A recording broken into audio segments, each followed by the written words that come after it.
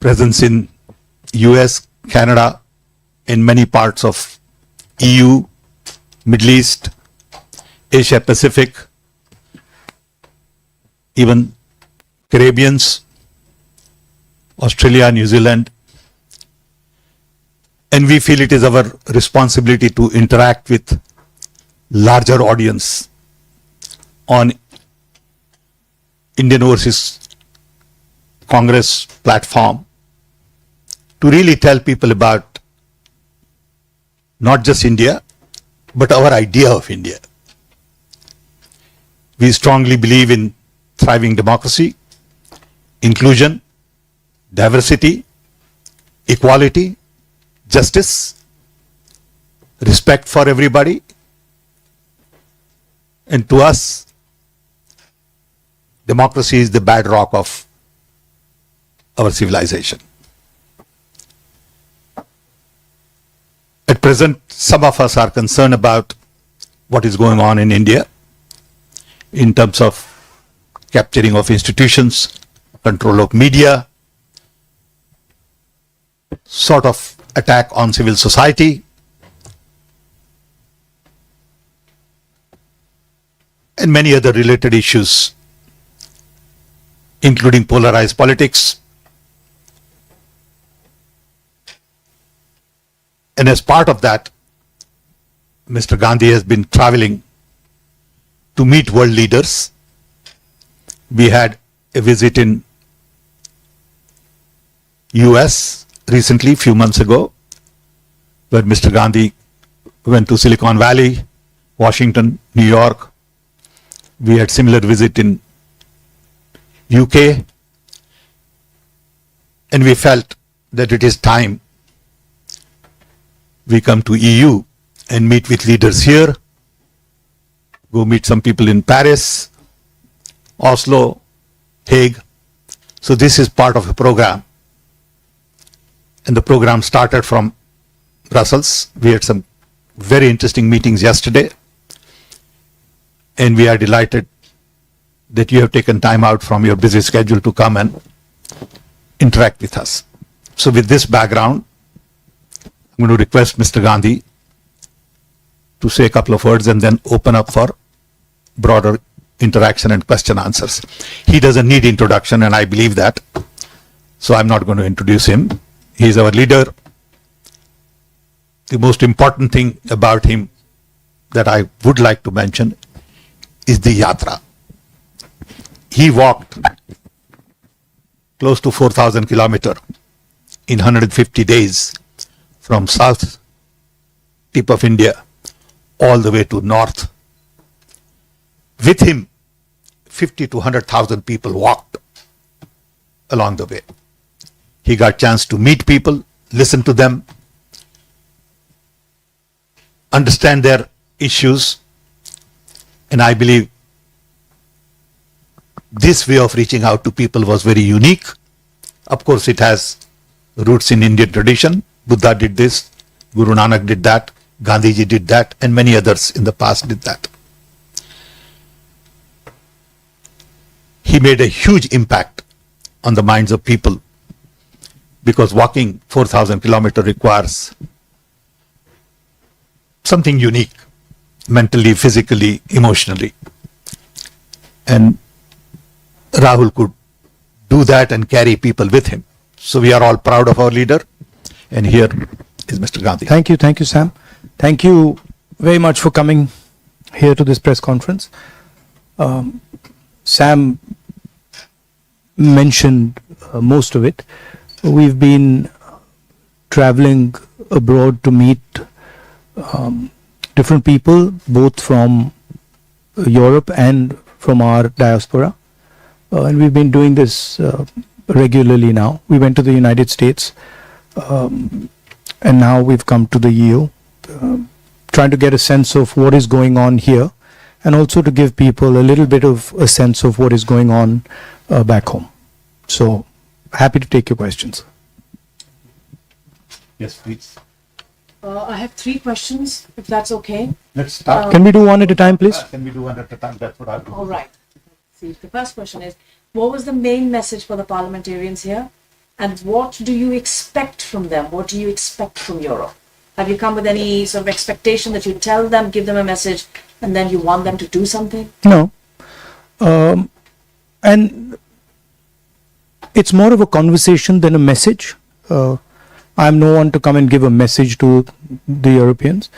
It's an exchange of ideas about what is going on in India, what's going on here, the type of cooperation that we can do. So it's more of the frame is a conversation. We discussed with the parliamentarians across the board relationship between India and Europe, changing globe, transition, into a new sort of energy paradigm, into a new mobility paradigm. So that was what the discussion was about. It's very fruitful. What's happening in India? What did you tell them? Could you elaborate a little, please?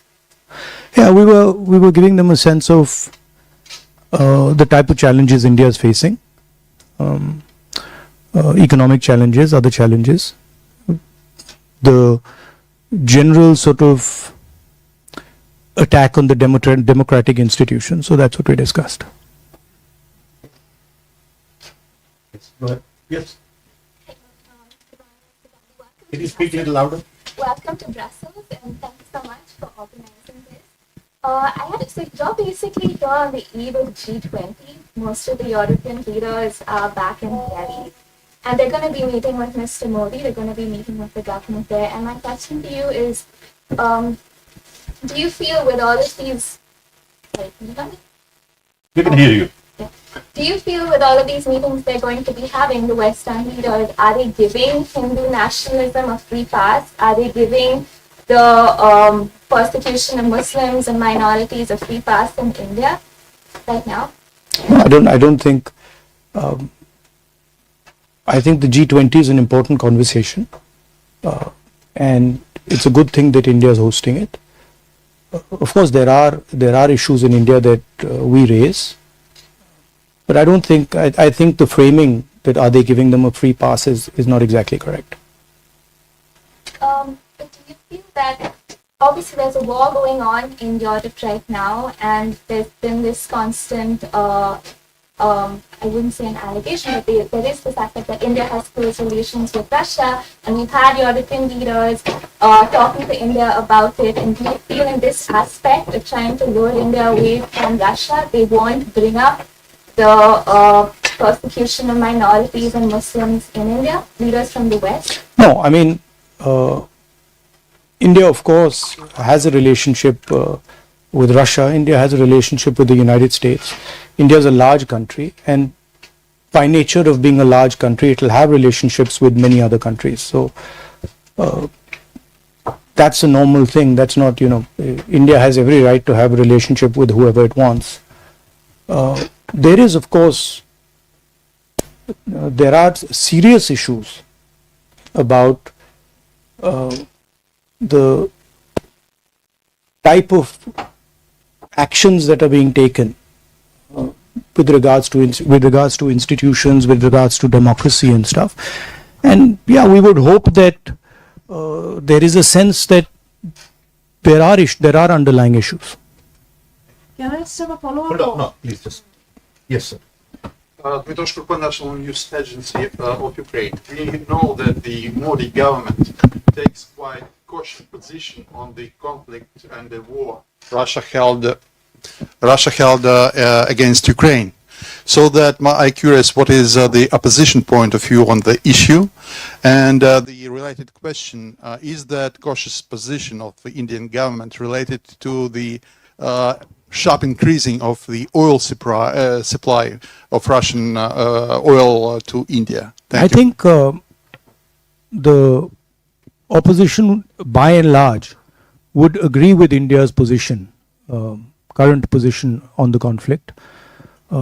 We have a relationship with Russia, and I don't think the opposition would have a different view than what the government is currently proposing. Hello, I am from actually Kashmir. I would like to ask a question related to Kashmir issue. And what would be your policy if you came into the power next elections, hopefully? And recently, 4 years before, the Article 370 was abrogated, and even opposition leaders were restricted to visit and meet the people. And how you see the future of Kashmir? Thank you. I mean, our position on Article 370 is very clear. It's in a resolution passed in the CWC of the Congress Party. I would urge you to take a look at that.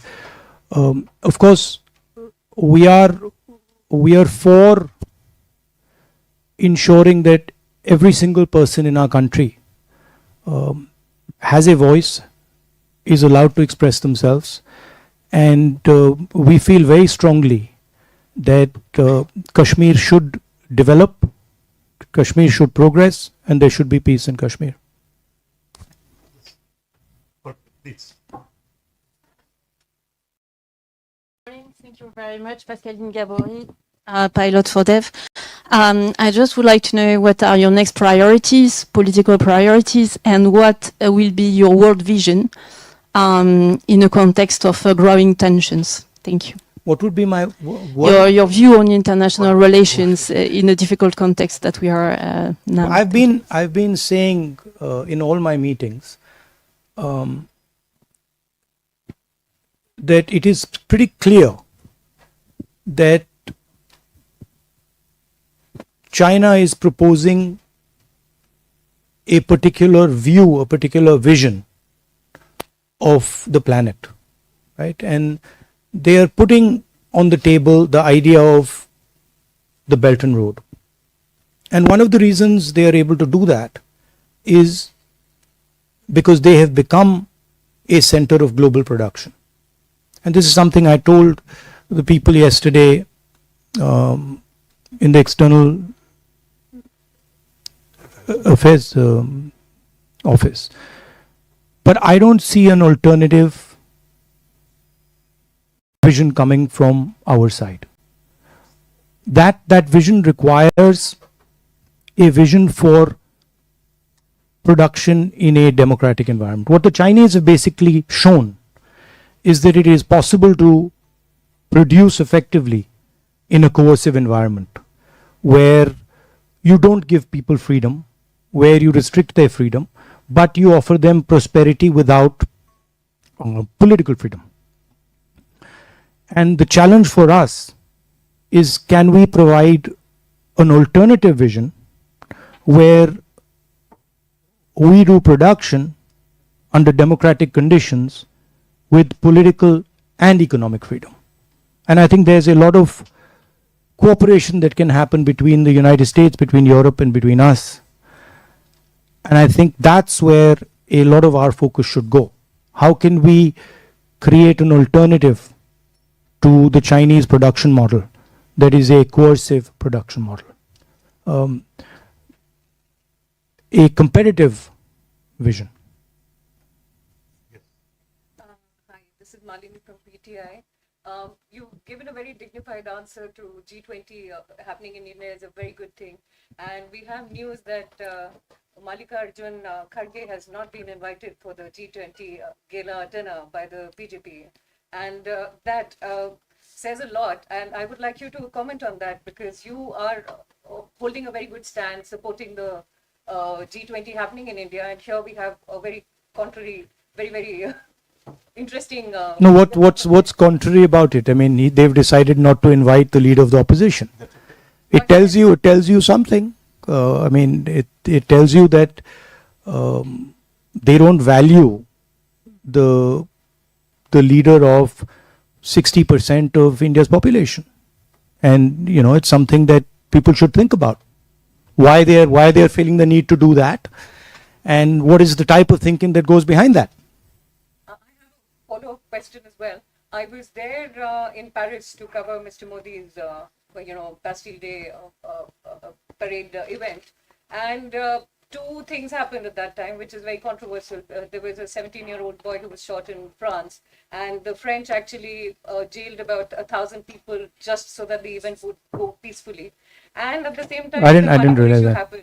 And the EU tried to raise that issue, but there was no conversation on that in the platform. Instead, there was a lot of retaliation from the Indian ministries regarding the same, that this should not be brought up. We were actually talking of freedom at that time in France, and I thought that that issue should have been brought up. But what do you think about that? About Have you spoken about it here when you about what? about the Manipur issue, the human rights issues that we're facing? Yeah, I mean, our position on Manipur was very clear. I actually visited Manipur, and I think we are very much for democratic rights, harmony, peace between people. I mean, as Sam said, I walked 4,000 kilometers for that very purpose, and I think there is a sense in India that the democratic structures of our country, the institutional structures of our country are under attack, and they're under attack from the group of people who are running India. I don't think this point is missed by anybody. I think everybody who has even a little bit of an understanding of India knows this. But of course there are other considerations. So when you're dealing with India these days, there are other considerations which are also important, as you would be well aware.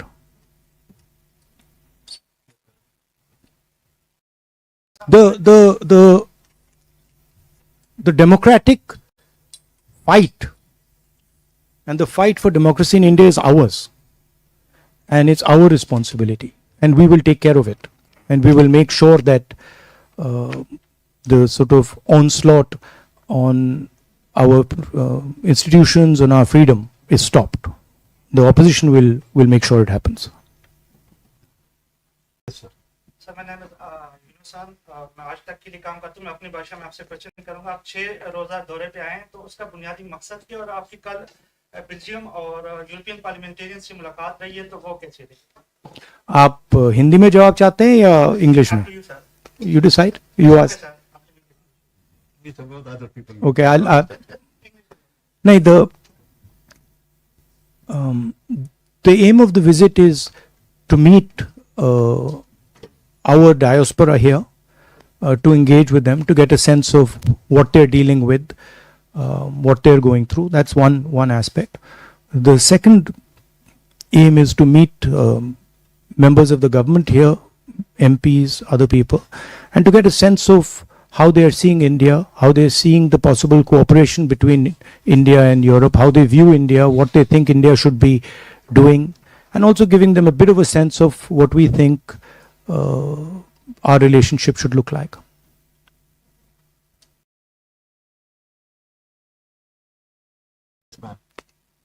Yes. Microphone.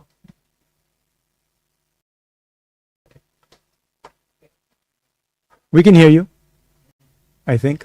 My name is Odile Harvey. I'm covering for a regional radio in France, in Brittany, where in fact we have an association, Armor India, which has been started by an industrialist who works in India for his company, and then when he retired, he started that association and bringing wonderful Indian culture to this remote part of France. Now, last night, I saw on French television a program which has usually good reputation. It's Envoyé Spécial on France 2.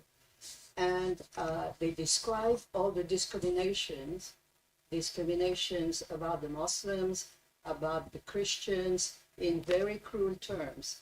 And was that program exaggerated?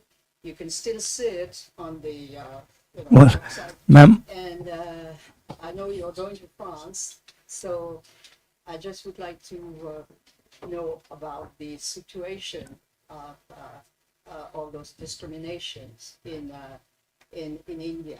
Thank you. I mean, of course, I would have to see the program before I could comment on whether it was exaggerated or not. So I don't know what that program was saying.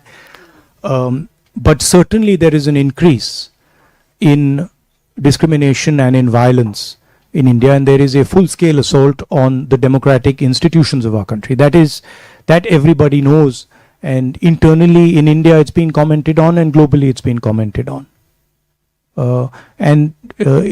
Of course, minorities are under attack, but so are many other communities. Dalit communities, tribal communities, lower caste communities are also under attack. There is a attempt to change the nature of our country. Our country in the constitution is described as a union of states, and we believe that the most critical aspect of our union is the conversation between members of our union.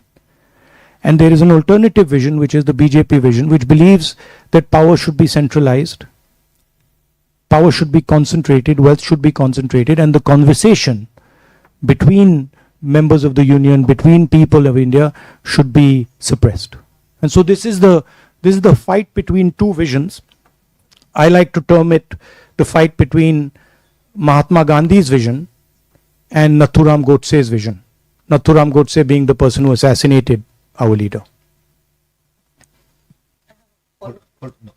Follow-up question. Yeah, so there are a lot of people here who had no idea you were here, Indians I'm talking about, and they would have liked a public meeting. You know, a lot of sort of, people who identify themselves as liberal Indians who still believe in the idea of, a pluralistic India.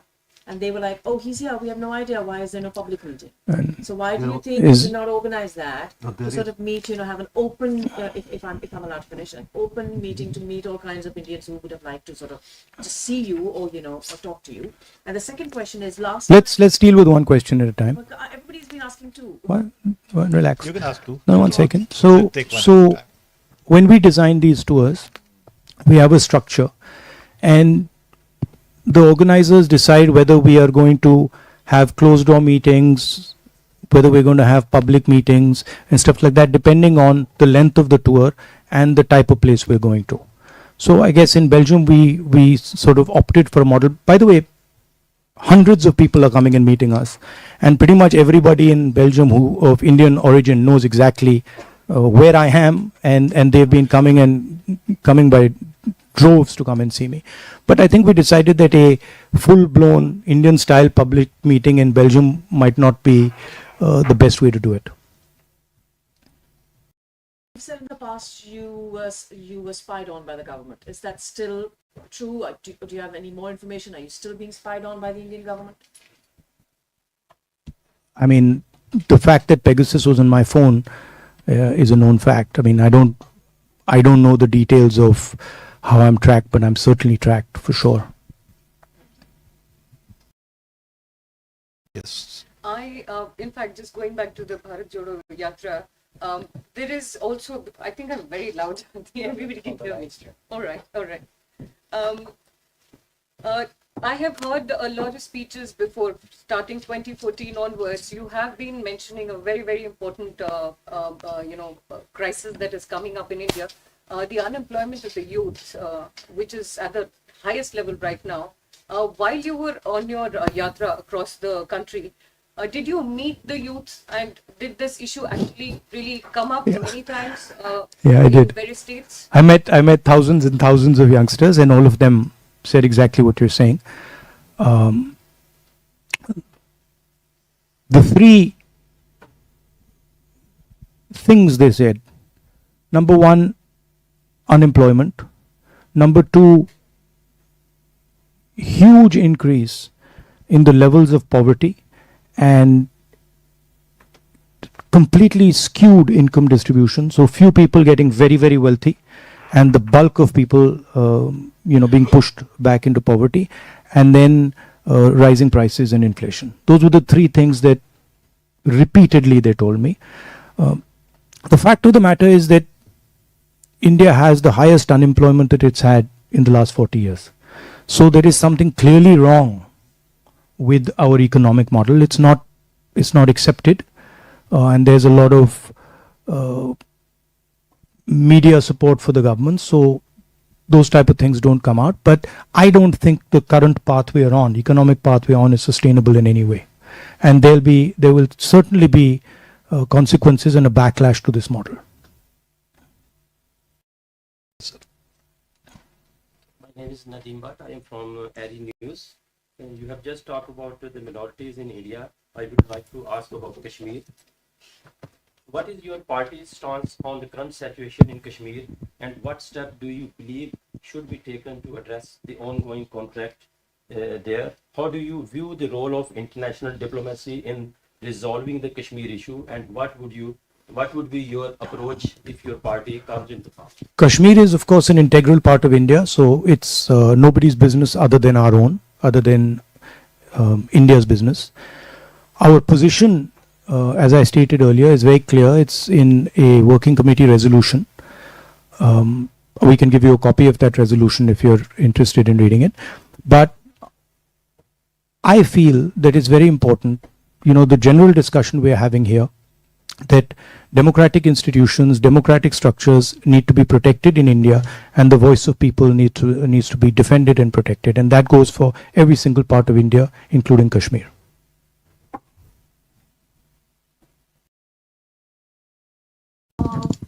This has obviously been conversation now about the name of the subcontinent, and your yatra was called Bharat Jodo, and We're now having a name change. Yes, is that happening? What are your? I don't know. You have to ask the Prime Minister. I mean, Do you want it to change? Do you want to change the these are. Bharat Jodo? So is I am perfectly happy with the names that we have in our constitution. India, that is Bharat, works perfectly well for me. But I think these, in a sense, to me, are panic reactions. There's a little bit of fear in the government. These are distraction tactics. We, of course, came out with the name India for our coalition, and it's a fantastic idea because it represents exactly who we are. We consider ourselves to be the voice of India, and so the word works very well. But it's obviously disturbed the Prime Minister enough that he wants to change the name of the country, which is absurd, but that's what it is. It's also interesting that every time we raise the issue of Mr. Adani and crony capitalism, the Prime Minister comes out with some dramatic new diversion tactic. It's curious that just after I did a press conference on Adani, this entire diversion is put into place. It's interesting. Yes. EU journalist for Radio Navbharat Times. Again, thank you. In view of the COP28, the climate conference in Dubai, what are your expectations? And do you think that India is going to be the major spokesperson for the Global South? Thank you. Well, I don't know. I think India has a relationship with the Global South, and I think there are bonds there, historical bonds there, that make us close to the Global South. I don't know if we are the spokesman of the Global South, but certainly we have a relationship with them. On the environment, of course, we are, as a planet, going through these large transitions, energy transition in the way we move, and I think environment is a central issue for India. It's of course not in a country where there are many poor people. It's difficult to make environment top of mind, but I think it is a critical issue, and it's very important that we think about it in a strategic and a long-term way.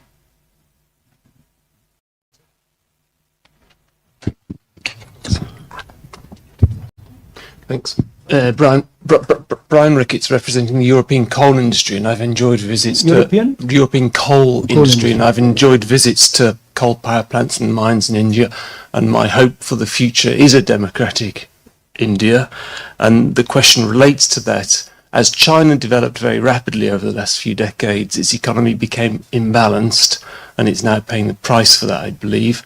How would you ensure that India's economy doesn't become imbalanced? So how to balance the powers of a market-based economy versus central planning? I think one of the lessons that I learned in my walk was that there is an inherent and profound wisdom in the people of my country, right? Regardless of which part of society they're in. For example, we're discussing environment. The type of conversations I had with tribal people about the environment were far more sophisticated than I have with people living in cities, right? So there is an inherent wisdom in the people of India, and I'm sure in the people of Europe and people of Belgium. And I think it's critical for us that in decision making, we listen to the voice and the intelligence of the people. And that's where we have a fundamental difference with the BJP. We value the voice of the people, we value the voice of poor people, we value the voice of all stakeholders, and we want to hold a conversation with stakeholders before we make decisions. It's sometimes slower, but in the long run, it works out much better. And that's really the conflict that is taking place in India. They're of the view that you don't need to ask people, you just go ahead and slam everything through. But in our view, there's consequences. With regards to the public sector and the private sector, we are pretty clear that in key strategic areas, public sector should have a role. In education, in healthcare, public sector should provide a foundation. But in other spaces, private industry is probably a better tool to achieve most aims. One or two more. Quick. Very quick one. But you asked you asked 4 questions. You've asked 3 or 4 questions. Yeah, please. Thank you. Anybody else? Nobody else, go ahead. Then 1 or 2. That's it. I think the agenda that you're talking about, mostly what has been happening in the election manifestos, usually, the manifestos of the parties, that's how the elections were initially fought or held, where parties came and spoke about the manifestos. Now, with all the changes that have happened in India, we know so many PSUs have been privatized or are on the verge of being privatized in India. How, in case in next year's elections, in case tables turn and we see the opposition and the alliance probably coming forward and running the country, how do you think those kind of changes that were, that is so massive that have been happening, can be reverted which or changes? corrected? The privatization of public sector units, that has been happening in India. How do you actually rectify that? Because that has actually taken away employment of so many housewives. I mean, women like my mother would probably be a very good candidate for an SBI, banking job, but a private sector will not necessarily employ a person of her age and will look for a more competitive, growth. So I think that's where I see a lot of people will lose employment because of this in India and are doing that. How does this get rectified? Where we draw the line is the notion of crony capitalism, right? We don't have a problem with the private sector. We don't have a problem with the government sector. Where we draw the line is where 1 or 2 people start to financially control the whole country, right? And where 1 or 2 people or 3 people are running everything. That's where our problem begins. There's another element to this, which is that government policies in India have systematically attacked the backbone of our employment system. If you look at who gives employment in India, it's the small and medium industry that gives employment in India. And demonetization and GST have devastated those structures, right? So it's a two-pronged attack that the government is carrying out. Number one, impose a huge transaction cost on all small and medium businesses and ensure that you build 2 or 3 monopolists who control pretty much everything, right? So if you look at Mr. Adani, our problem with Mr. Adani is he controls the ports, he controls the airports, he controls agriculture, he controls grain silos, he has real estate. I mean, he's everywhere. And he's dominant everywhere. He controls cement, right? So we think that's counterproductive for the country. And on one side, they are pushing this very monopolistic capital. And on the other side, they're devastating the small and medium people from where we're going to get a job. That's why we're having an unemployment crisis. And the second part is where you require key services, right? Country like India requires the government to be involved in education. It requires the government to be involved in healthcare. And the idea that you can just privatize education and privatize healthcare, it devastates the poorest people because they simply do not have access to this. So they're hitting this from 3 or 4 sides, and the solutions are pretty clear. I mean, we would invest much more in health and education. We would protect small and medium businesses. We would try to build an economy where small and medium businesses transition to medium businesses and then to large businesses and then to massive businesses, right? If you look at our small and medium businesses, almost none of them become big businesses, right? They remain small or they die, right? And it's because of policy. So you can change policies to ensure that you start building champions in these smaller and medium spaces, and you can certainly invest much more in education and healthcare. I'm not saying there's no role for private businesses in education. There is, but the mainstay of any education system in a country like India has to be, it's a government responsibility, and the government can't just say, okay, we are going to, abrogate from this responsibility. So the things that can be done and need to be done are pretty clear. They're not complicated. And if you look at our last manifesto, I think we ironed out quite a few of these ideas. One of the other ideas that we have, which we've tested now, you can get a sense of how we think about these things by looking at our states. So if you look at the healthcare system in Rajasthan, that'll give you a good sense of what we are thinking in terms of healthcare for the country. If you look at our social programs in Karnataka, you get a sense of how we are thinking about social programs for the country. So we tend to run a pilot somewhere, see if it works, and then scale it up. And for example, Manrega was such a case where we ran a small pilot, then we scaled it into a state, and then we scaled it into the nation. We don't believe in these rash decisions where you suddenly demonetize the economy or you suddenly impose a GST. We believe in seeding an idea, letting that idea grow, testing the idea, and then scaling it across. Chhattisgarh has some very good ideas on how to support farmers with minimum prices. Karnataka has our, the sort of support that we're giving to women in Karnataka. That's some very interesting work that's going on. And in each one of our states, you can see the sort of type of ideas that we will use when we come to power. Last question. When you were talking to the parliamentarians, you said there was a conversation and you were informing them about sharing, your reading of what's happening in India, and you have repeated here that, there are problems back home when it comes to institutions and democratic structures. What was their response to you? Did they seem concerned? Did they seem... Yeah, they were very concerned. They were very concerned, and they felt that there is an attempt to stifle the democratic structures of India, for sure. And I mean, they were very, very clear with us. Okay. You have more questions? You have more questions? Yeah.